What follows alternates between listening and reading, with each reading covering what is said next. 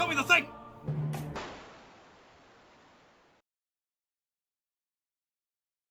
Welcome back to Featured Fan Builds. I'm Captain Xavier, and today we're going to be looking at more builds sent in by you, the fans. Up first, we have a number of paint jobs done by Jackal42 Foxtrot. First is his Strife, which has been done in green and grays. Obviously, it's a Strife with a Recon stock, and I really like the weathered look. Generally, I'm not a huge fan of artificially weathered paint jobs, but there's a number in this episode that I'm actually really enjoy how they turned out, and this is one of them. Next, we have his Hammer Shot, which has been similarly painted with a this one's in red, but it's a similar, I guess I want to say shade of red, tone of red. It's a darker red, just like the green was a darker green, and I think they actually complement each other very, very nicely.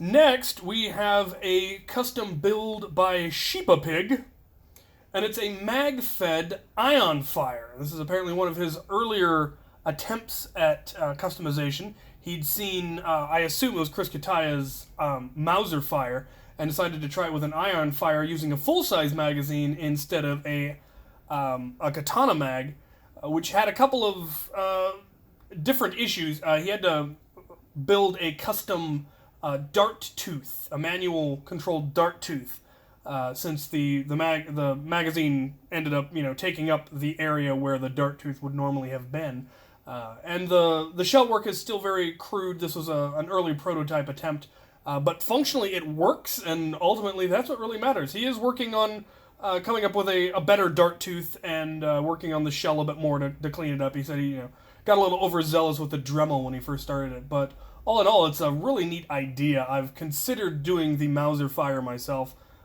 because I like the idea of the breech loader that way. So that one is pretty awesome. What do we have next? Next, we have an integration and paint job by LegatoMods. He calls this blaster Orion, and as you can see, it is an Apollo with a longshot stock and a Centurion barrel. The Centurion barrel's been routed out, as it were, to give it as much space as possible so that it didn't cause barrel drag or jam using the rival rounds. Apparently it functions very, very nicely. It's had the AR removed as well as a spring spacer to give it a little bit more power. And I really like the copper and silver motif he went with there. Up next we have Wade's TriHawk. It's an Alpha Hawk with a triad attached essentially as a foregrip that shoots. And then painted mostly black. Could probably do with some orange on the barrel, just, for safety reasons. It's something we're always concerned about in the Nerf hobby. But other than that, it's a really well done and interesting integration. He took off the stock, which for something with a foregrip, that works. You've still got enough grip because you've got the 2 points to hold it with. So I think it turned out pretty good. Next up, we have one that I don't think I've ever seen anybody else do before. This is TechnoBurn Creates, and he made a pump action sledge fire. So the pump part on the front is 3D printed, and then he's used some polycarb and some other parts to link it to the priming mechanism. And then there's just an opening on the side that you just feed a shell into and fires, and then it's got an ejection arm. Basically you hit the side and it ejects it, and you put a new shell in and it fires. And like I said, I don't think I've ever seen anybody make a pump action sledge bar before, so that's kind of a neat idea. I kind of like it. Also could use some cosmetic work, but again, this was an early prototype, early attempt at modding, and since it functionally works excellently apparently, from that point it's just a matter of cleaning up the cosmetics. So I think it's a neat concept. Up next, we have one that I think Wallcom S7 would very much approve of. This is LegatoMods Splatter Shot. It is a Splatoon-themed hammer shot. It was initially hydro-dipped. That's where he got the basic swirl pattern to kind of get that Splatoon look to it.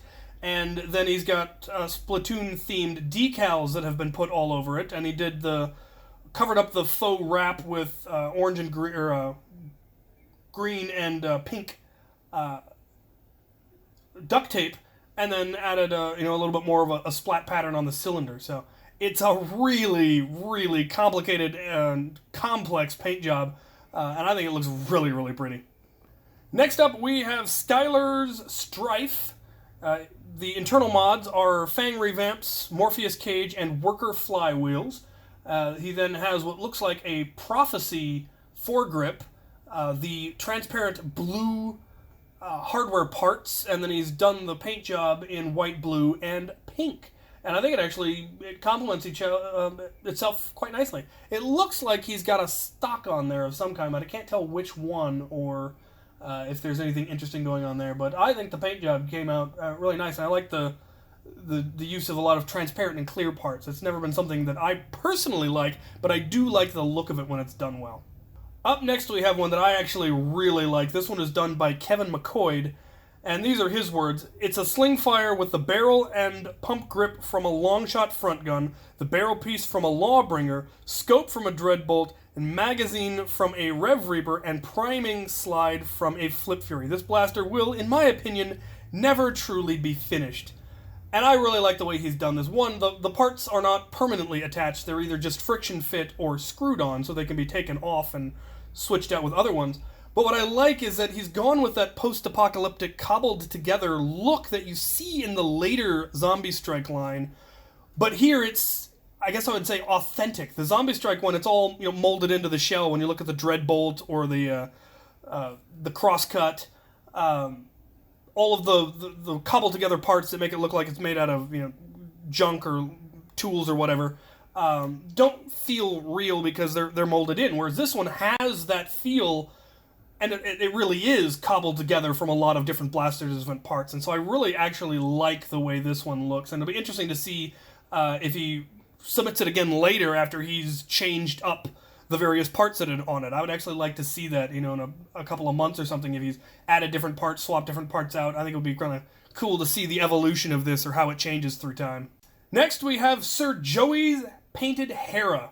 And as I said earlier, I've never been a huge fan of artificial weathering in paint jobs, and this one is an absolute exception. I love the weathering on this one. It almost looks like it was in a fire and got lots of smoke damage on it, and just the way he's done the black weathering on the green, and that shade of green I very much like.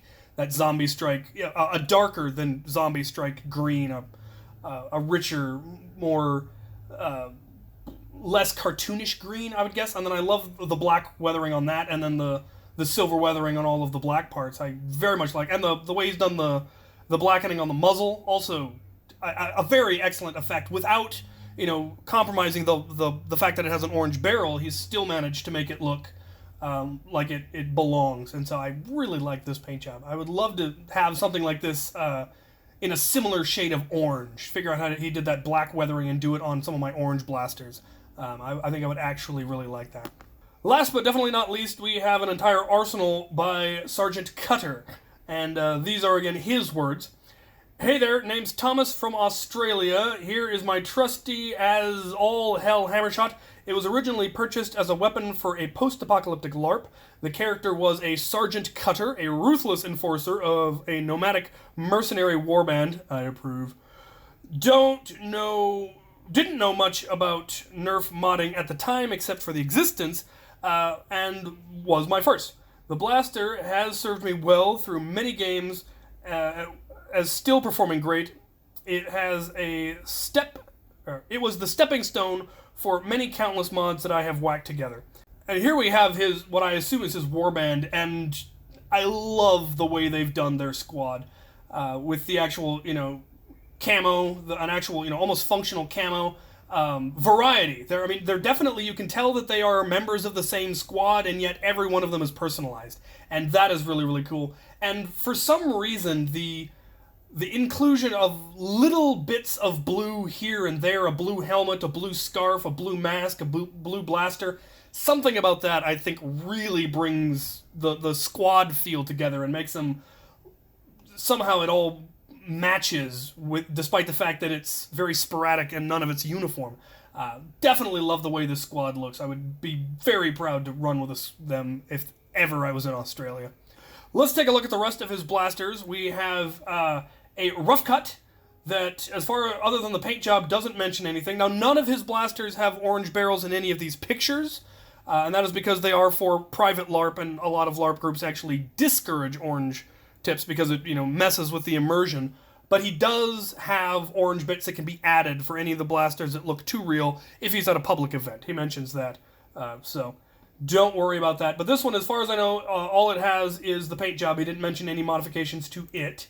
He also has a prophecy that's in that blue that I mentioned really liking, because it just adds that splash of color and intrigue and interest to their whole look and motif.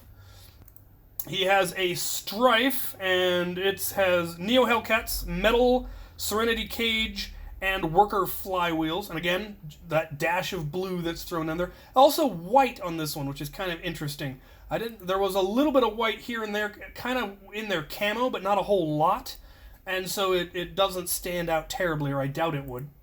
Here's another picture of the hammer shot. You can see he's gone over the faux wrap with an actual camouflage wrap, and then he's bronzed it all, it looks like, plus some black. I really like the contrast he's done with the color there, so very, very pretty. Metal trigger, the Gavin Fuzzy 8-round cylinder, a spring spacer, as well as an increased spring. So definitely a very powerful and functional sidearm.